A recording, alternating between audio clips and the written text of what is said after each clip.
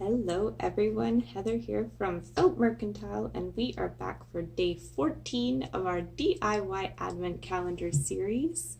So a little bit of a change of plans today. I know we were supposed to be making a whole turkey to finish up with our turkey leg and the mini series within a series of a turkey Christmas dinner, but I realized that I didn't have enough of this dark heathered felt, and my supplier is out until further notice. And B, if you are buying 9x12 felt sheets to make this project yourself, you won't actually be able to make a turkey to scale. So I've decided to show you today's tutorial as a chicken dinner. So we have downsized our little legs here, and like I said in the other video, if you're making one for the turkey, you're going to want to do the 7 inches, and then if you're making one for the chicken, it's going to be 5.5 inches. So I've just scaled that down and I've changed it to the tan brown color, and we're going to be making a whole chicken today. So just a moment, I will show you the materials that we need for this project, but like I said, if you do want to make the turkey yourself, just get this this dark heathered brown felt in. You're going to need a larger than 9x12 square there. And I don't know where those are easily accessible. I know you can't buy them in my local craft store. I'm in Canada, so I go to Michael's. They don't sell this color in the larger sheet, but I have been looking into sourcing it to sell on my website, so maybe there's a possibility of that project in the future. But just for now, you can use the exact same pattern to make the turkey, just scale it up an extra 1.5 inches when you are cutting the pieces. Alright, let me show you what we need for today's project. Okay, so today's project does take quite a bit of pieces. It is the largest piece that we've been making so far. So I will show you which ones we will need. We will be needing these little wing shaped pieces. Here, I'll hold it up on the dark felt so you can see. But we'll be needing 4 of this shape. I know it's kind of an irregular shape. I'll hold it up there. Hopefully you can get a good eyeball for it. If you do have problems though, you know I plan to sell these kits coming up very shortly on my website, so you can always purchase the pieces at feltmercantile.com if you can't figure out how to cut that on your own. So we're going to need 4 of this shape, 4 of those. We will also be needing 2 of this, let's call it a helmet shape or a squished egg. It's basically just an oval that goes down to the one side, semi-flat on the bottom, got a nice slope to it, and then rounded on the edges. So you'll need 2 of these, and then 1 of this shape. So I'm assuming this is like some sort of deformed teardrop shape. Let's call it a Christmas light bulb with a pointy end. Yeah, that's basically what we're going for, but you're going to need a nice long one of these, just one to use as the base. And then for the surprise addition to our project, you're going to need a rectangle and a circle, just a circle that is about fits the perimeter of, or sorry, a rectangle that fits the perimeter of the circle. Just because we're making a nice little cylinder, and I'll show you what that's for later on. And then of course we will be needing our tan thread and our needle, and you're gonna need a bunch of polyfill for this project, guys. So let me get my needle threaded here, and we will start. I'll start by showing you how to sew one of the wings. This has been a very interesting pattern to try and create. I must have sewn. I start creating my patterns in miniatures. I learned a long time ago that why would I waste a ton of material making something about 80 times? This one I only had to make about I'd say about 10 miniatures before I got the pattern that I liked and scaled it up. So it's been fun, good learning experience for me, but at least we worked it out to make it easier on you. That's the whole point of these video tutorials. So we'll start with the wing, and we take 2 of these wing shapes, and I'm going to leave this side open for stuffing. So we're just going to come in, we're not flipping this piece inside out, so hide your stitch on the inside, and we're just going to whip stitch the entire edge. If you don't remember what a whip stitch is, it's coming up through the bottom, out through the top, up through the bottom, out through the top, just all the way around. So we're going to do all the way around this piece, and we're going to stop right here, leave this bit open for stuffing, and I will finish that up and I'll see you in a second. Okay, I have finished sewing up to the top corner here, all the way around this piece, and we've left just this inside open. So we are going to take our trusty pokey stick and some of this polyfill. So you're just going to want to take a very tiny amount, and we don't want this to be too puffy. We just want it to be kind of like a puffier 2 dimensions. So I'm going to shove this little bit of polyfill in as far as it will go down into the end of this wing here. Give it some shape and just keep going and fill it up.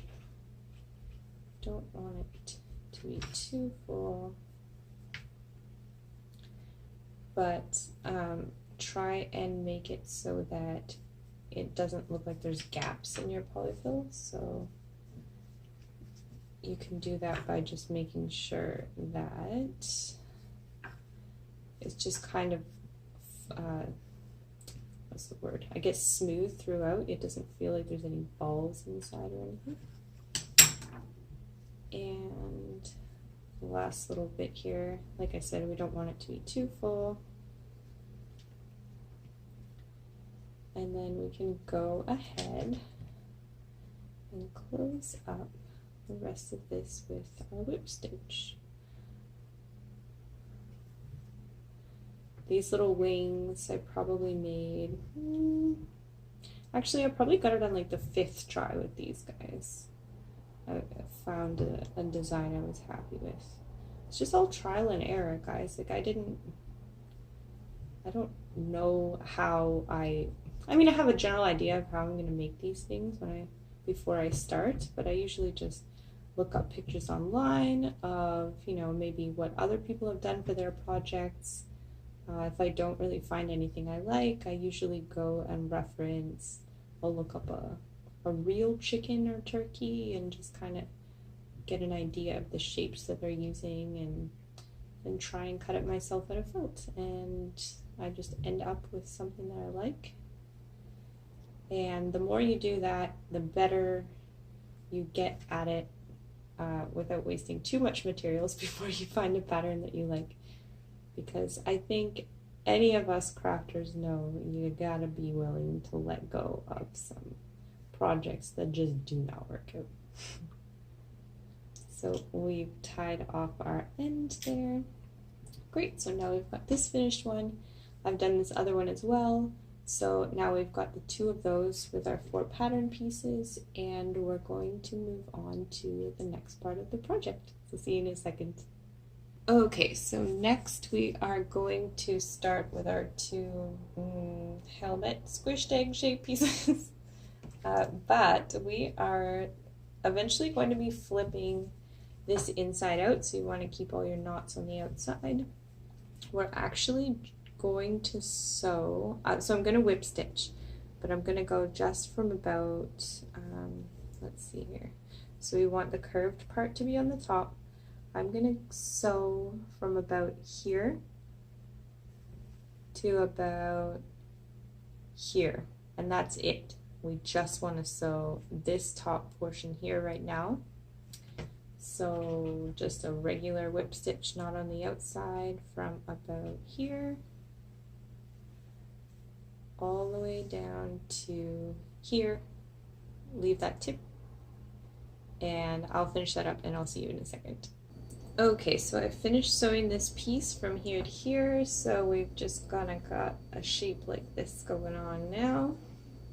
So next we are going to take our bottom piece, and the rounded end is going to go towards the smaller end of the bottom here.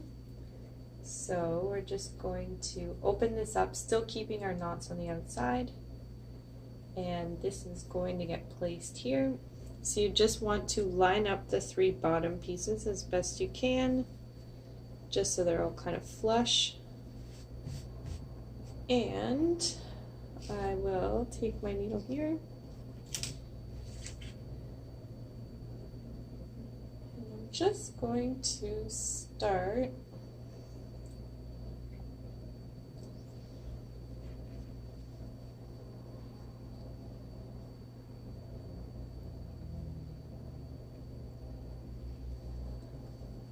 right here. So now that we've got them all lined up, just kind of pin that where you want it, hold it down. You're going to want to stretch this piece over to this piece and just start whip stitching along the side. So that seems like it's right where we want it, so we're just going to whip stitch along this whole edge here. Now remember, as we go along, we want to kind of shape it, so you're going to, I won't show you the whole entire piece, but keep whip stitching, and always want to keep these 2 edges lined up. So you're going to start obviously coming apart over here, so you're just going to keep lining them up as you go, line it up as you sew, and then when we get to about here, we're going to whip stitch this down far up as we can.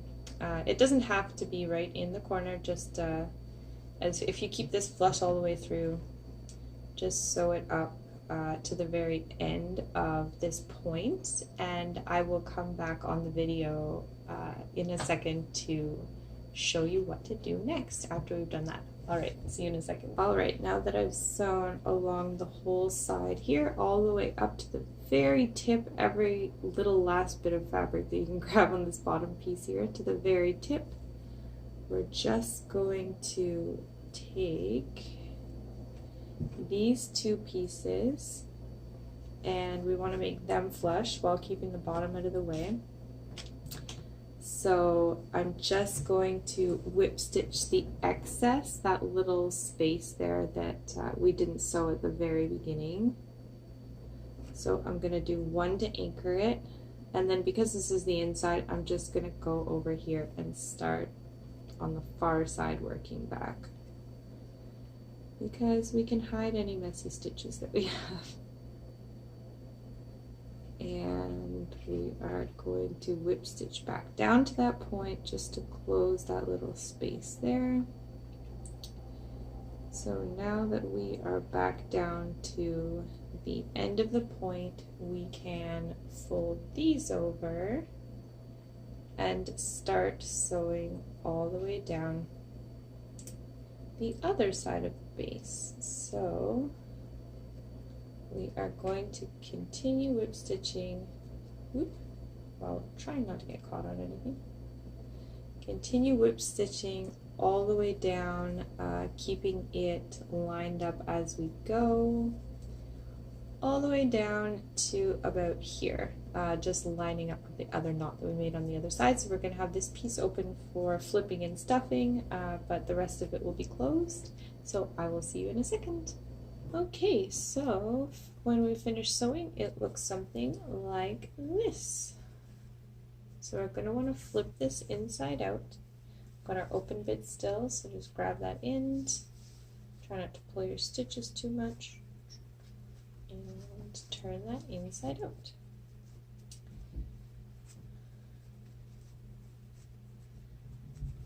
So we've got this being the flat bottom.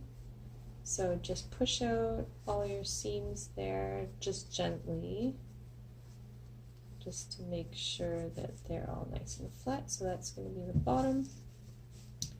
This is going to be the top. And before we get stuffing, too much, I'm just going to put a bit in just to give this a shape while we're working. But this is where the surprise bit comes in, I guess. So you want to stuff, make sure you're kind of spreading it out while keeping it flat, because we want the bottom to be flat and most of the stuffing bulk to go towards the top of the piece. So just stuff that there, and just to give it a bit of a shape. So what you can do is either finish off stuffing it and sew this part closed on the end here, but what we're gonna do, I will show you. We're gonna put this aside for a second, and we're gonna take our rectangle and just gonna fold it in half, whip stitch along the edge, and we are going to use this as a tiny little secret stuffing compartment. I just thought it would be funny, since we made this stuffing the other day, we might as well. And this, I don't know, just gives the project a little bit extra. I like adding just like extra things when I can, and this was just a tiny thing that is fun to add on. Hey guys, so I just realized that my camera cut out at me, luckily right at the end of that little bit, but all I've been doing is I finished sewing along there, and now I'm just going to attach the circle. So once we do that, we are going to finish up this chicken. This is getting to be a super long video, so I think I might actually film it in 2 parts. I know that might get a little confusing, as it may be daytime when I film the part 2 of this video, but I will be trying to post them both in the same day, which would be the 14th of December, Monday. New moon, good day. So I'm gonna finish this up tomorrow. It's been quite a long day. Hello everyone, it is daytime. I am quite refreshed, and I am 2 cups of coffee in, so let's get this project finished. So when we left off last night, we had just stuffed our finished turkey piece and finished sewing this little cylinder piece here with the circle and the rectangle.